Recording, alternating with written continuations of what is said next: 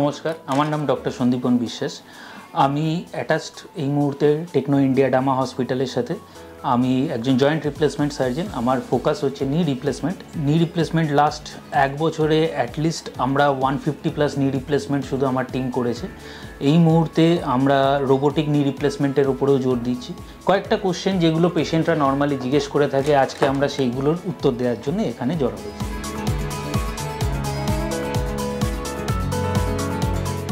যখন দেখা যায় যে আমাদের হাঁটু ব্যথা এবং এই হাঁটু সমস্যার জন্য আমাদের regular day to day life সেইটা হ্যাম্পার্ড হচ্ছে, সেইটা প্রবলেম করছে, আমাদের সোশ্যাল লাইফ, আমাদের কাজের জায়গা এবং আমাদের পার্সোনাল এন্টারটেনমেন্ট, এগুলো সমস্তগুলো হ্যাম্পার করছে এবং আমরা সেগুলো আর করতে পারছি না, that is the right time to choose operation.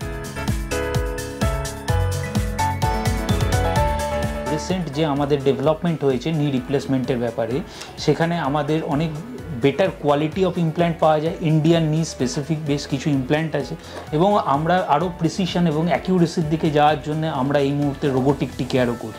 এটা আমাদের অর্থোপেডিক সার্জনের যে এক্সপিরিয়েন্স, তার সাথে রোবটের অ্যাকিউরেসি এবং প্রিসিশন দুটো একসাথে করে আমরা as far as possible best quality নি রিপ্লেসমেন্ট সার্জারির দিকে আমরা এগোচ্ছি।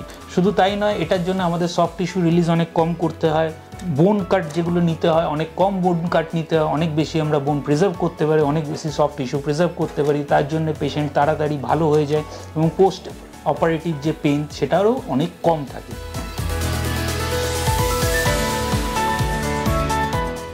আমাদের টার্গেট থাকে এক সপ্তাহের মধ্যে হাঁটানো। যেদিন অপারেশন হয় তার পরের দিন আমরা দাঁড় করিয়ে দিই।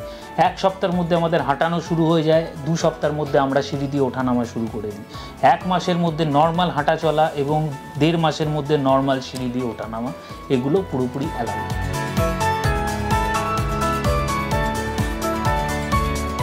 এই ব্যাপারে আমাদের দুটো জিনিস বলার আছে। 1 নম্বর হচ্ছে নি রিপ্লেসমেন্ট সার্জারি যেগুলো হচ্ছে, সেই নি রিপ্লেসমেন্ট সার্জারিতে অনেক বেশি সাকসেস রেট। নর্মাল যে কোনো অপারেশনের সাকসেস রেটের চেয়ে দেখা যায় নি রিপ্লেসমেন্ট সার্জারি অনেক বেশি সাকসেস রেট।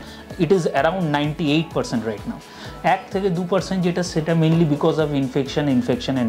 এটা সবচেয়ে বেশি করে আমরা এই জন্যে আমাদের এখানে মডিউলার ওটি এবং সমস্ত রকম প্রি রিকুইজিট যেগুলো করা উচিত স্টেরিলিটি মেনটেন করার জন্য এবং পোস্ট অপ পেশেন্টকে মেনটেন করার জন্য, যাতে ইনফেকশন কন্ট্রোল করতে পারি, সেগুলো আমরা সমস্ত কিছু করি এবং আমাদের infection rate is very very low.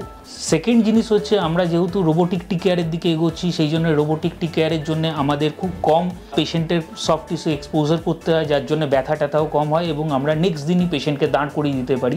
1 সপ্তাহের মধ্যে হাঁটা অ্যালাউ হয়ে যায়।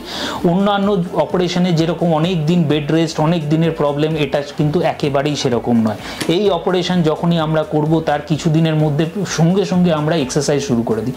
ডে 1 থেকে আমাদের এক্সারসাইজ শুরু হয়ে যায়। এই এক্সারসাইজগুলো ইনফ্যাক্ট বেশি করে যত পেশেন্ট করবে তত তাড়াতাড়ি রিকভারি হবে এবং ব্যথা তত কম হবে।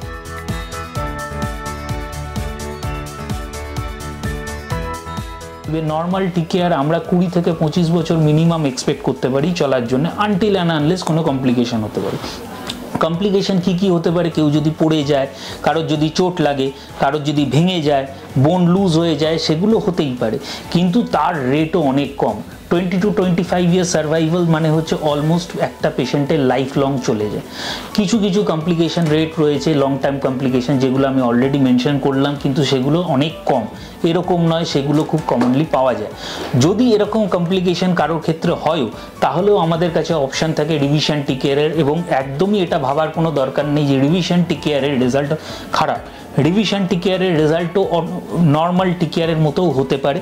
কিছু অবভিয়াসলি ড্রব্যাকস রয়েছে, কিছু কনস্ট্রেন্টস রয়েছে যেগুলো আমাদের ভেবে চলতে হয়, কিন্তু একেবারেই এটা নয় যে আমাদের একবার হাঁটু অপারেশন হয়ে গেল, এরপরে যদি আবার কিছু হয়ে যায়, ভেঙে যায়, কোনো কিছু হয়, আমাদের কাছে অপশান নেই।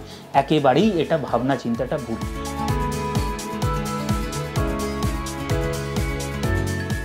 রোবট এবং নর্মাল টিকেয়ারের মধ্যে যে ডিফারেন্সটা হচ্ছে, সেটা অ্যাকিউরেসি অ্যান্ড প্রিসিশন। আমাদের নর্মালি যে আমরা টিকেয়ারগুলো করে থাকি, যেগুলো আমরা উইদাউট রোবট যেগুলো আমরা করছি, সেখানে আমরা পুরো জিনিসটা ম্যানুয়ালি বিভিন্ন জিনিস থেকে আমরা সেটার মাপ যোগ নেওয়া যে জিনিসগুলো, সেগুলো আমরা নিজেরা নিচ্ছি। কিন্তু যখনই আমরা রোবটের দিকে এগোচ্ছি, তখন এই যে মাপগুলো, সেগুলো রোবট নিচ্ছে। তার জন্যে 1 ডিগ্রি 2 ডিগ্রি 1 মিলিমিটার 2 মিলিমিটার যেটা আই এস্টিমেশনে কখনো করা সম্ভবও ছিল না, সেই জিনিসগুলো এখন আমরা রোবটের দ্বারা করতে পারি। তার জন্য আমাদের সফট টিস্যু ব্যালেন্স অনেক বেটার হয়। আমরা পুরো যে কোনো বোন কাট নেওয়ার আগে আমরা টেনশন থেকে আরম্ভ করে সমস্ত জিনিসগুলো আগে ডিসাইড করে প্রি কাট আমরা পুরো কতটা আমরা কাটবো, কোন ইমপ্ল্যান্ট যাবে, এটা অলরেডি আমরা ডিসাইড করে নিতে পারি। তারপরে আমরা আমাদের অপারেশন বোন কাটসগুলো শুরু করছি। তার জন্য আমাদের অ্যাকিউরেসি এবং প্রিসিশন অনেক বেটার হয়ে, রেজাল্ট অনেক বেটার। সব শেষে আপনাদেরকে আমি আহ্বান জানাই, যাদের কোনো রকম কোনো কোয়ারি আছে তারা এসে টেকনো ইন্ডিয়া ডার্মা হসপিটালে যোগাযোগ করুন। ধন্যবাদ।